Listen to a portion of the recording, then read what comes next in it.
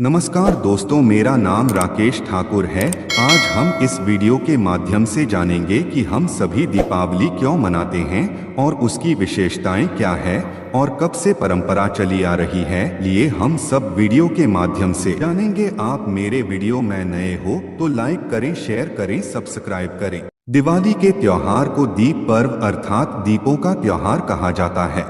दिवाली के दीप जले तो समझो बच्चों के दिलों में फूल खिले, फुलझड़ियां छूटी और पटाखे उड़े। क्यों न हो ऐसा। ये सब त्योहार का हिस्सा हैं, आनंद का स्रोत हैं। दीप पर्व अथवा दिवाली क्यों मनाई जाती है? इसके पीछे अलग अलग कहानियां हैं, अलग अलग परंपराएं हैं। कहते हैं कि जब भगवान श्री राम 14 वर्ष के वनवास के पश्चात अयोध्या नगरी लौटे थे, तब उनकी प्रजा ने मकानों की सफाई की और दीप जलाकर उनका स्वागत किया। दूसरी कथा के अनुसार जब श्री कृष्ण ने राक्षस नरकासुर का वध करके प्रजा को उसके आतंक से मुक्ति दिलाई तो द्वारका की प्रजा ने दीपक जलाकर उनको धन्यवाद दिया।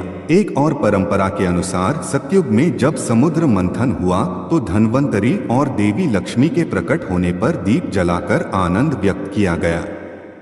जो भी कथा हो, ये बात निश्चित है कि दीपक आनंद प्रकट करने के लिए जलाए जाते हैं, खुशियां बांटने का काम करते। भारतीय संस्कृति में दीपक को सत्य और ज्ञान का द्योतक माना जाता है, क्योंकि वो स्वयं जलता है पर दूसरों को प्रकाश देता है। दीपक की इसी विशेषता के कारण धार्मिक पुस्तकों में उसे ब्रह्मा स्वरूप माना जाता है। ये भी कहा जाता है कि दीपदान से शारीरिक एवं आध्यात्मिक शक्ति प्राप्त होती है। जहां सूर्य का प्रकाश नहीं पहुंच सकता है, वहां दीपक का प्रकाश पहुंच जाता है। दीपक को सूर्य का भाग सूर्याश संभवो दीप कहा जाता है। धार्मिक पुस्तक स्कंद पुराण के अनुसार दीपक का जन्म यज्ञ से हुआ है। यज्ञ देवताओं और मनुष्य के मध्य संवाद साधने का माध्यम है। यज्ञ की अन्नी से जन्मे दीपक पूजा का महत्वपूर्ण भाग है। जब सूर्य का जन्म हुआ तब उसने संपूर्ण दिवस संसार को अपने प्रकाश से आलोकित किया। जैसे जैसे उसके अस्त होने का समय समीप आने लगा, उसे ये चिंता होने लगी कि अब क्या होगा। उसके अस्त होने के पश्चात दुनिया में अंधकार फैल जाएगा। कौन मानव के काम आएगा? कौन उन्हें रास्ता दिखाएगा? सहसा एक आवाज आई, आप चिंतित न हो, मैं हूं ना। मैं एक छोटा सा दीपक हूं, पर प्रातः काल तक अर्थात आपके उदय होने तक मैं अपने सामर्थ्य भर संसार को प्रकाश देने का प्रयत्न करूंगा। सूर्य ने संतोष की सांस ली और अस्त हो गया। दीपक का आरंभ कब हुआ, कहां हुआ, ये निश्चित रूप से कहना कठिन है। अनुमान है कि प्राचीन समय में जब मानव ने अग्नि की खोज की होगी, तभी दीपक अस्तित्व में आए होंगे। आरंभ में घासपूस को बांधकर जलाया गया और प्रकाश प्राप्त किया गया। आग जल जाती थी तो जली हुई रखी जाती। मशाल के रूप में ये दीपक थे जो प्रकाश देते थे। पत्थर के युग में मानव ने प्रथमतः खोखले पत्थरों को दीपक की भांति उपयोग में लाना आरंभ किया। वृक्षों की पतली नर्म छाल को रस्सी की भांति बटकर बाती बनाई जाती। फिर मानव ने पत्थर और पत्थर की चट्टानों को खोदकर दिए बनाना आरंभ किया। गुफाओं में मूर्तियां एवं चित्र बनाने की प्रक्रिया में पत्थर के ये दीपक सहायक सिद्ध हुए।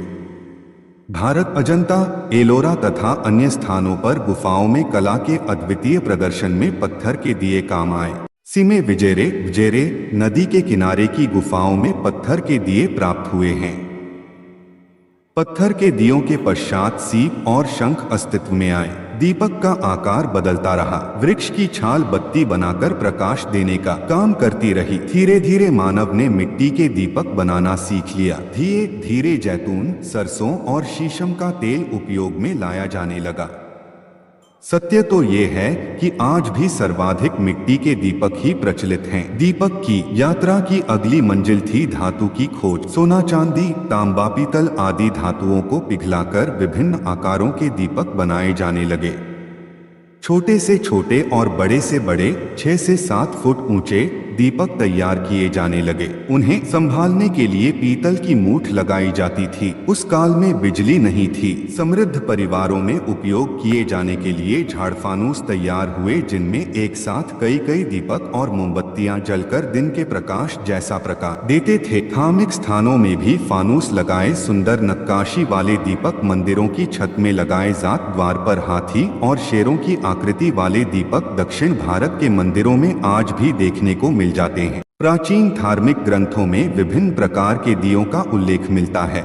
महाभारत में रात्रि के समय जब घटोत्कच से युद्ध हुआ तो दुर्योधन ने सैनिकों को हाथों में जलते हुए दीपक रखने का निर्देश दिया था। मथुरा, पाटलिपुत्र, पटना, टेक्सिला, तक्षशिला, पाकी में, अवंतिका, उज्जैन आदि में खुदाई के दौरान मिट्टी के दीपक प्राप्त हुए थे। टेक्सिला के दीपक कलाकारी के उत्तम नमूने थे। उनमें विशेष बात ये थी कि दीपक का निचला भाग ठंडा रखने के लिए उनमें पानी भरने का स्थान होता था। हड़प्पा संस्कृति के दीपक बलूचिस्तान में माल नामी स्थान से प्राप्त हुए। वो मिट्टी से बने चौकोर दीपक थे। उनके चारों कोनों में बत्तियां रखने का स्थान था। मोहनजोदड़ो में पाए गए दीपक गोलाकार थे। वहां मार्ग के दोनों ओर लगाए जाने वाले दीपक भी प्राप्त हुए थे। भारत में यूनान देश के दीपकों से प्रभावित होकर नाव के आकार के दीपक भी बनाए गए। प्याले के आकार के दीपक तो 5वीं शताब्दी से पूर्व तक बनने लगे थे। इनके अतिरिक्त मंदिर में आरती के समय उपयोग में आने वाले पंचमुखी और सप्तमुखी दीपक भी प्रचलन में थे। पूजा के समय दीपक अर्चना दीप कहलाते थे। शयन कक्ष में निशी दीपक प्रयुक्त होते थे। बंदरगाहों में मार्ग दिखाने वाले आकाश दीप नाम से जाने जाते थे। पेड़ों पर लटकाए जाने वाले दीपकों का वृक्ष दीप नाम था। इनमें अनेक टहनियां होती थीं। प्रत्येक टहनी पर दीपक और ऊपर भाग में किसी देवी देवता की मूर्ति केवल सिर होता था। घर के त्योहारों में आटे के दीपक काम में लाए जाते थे।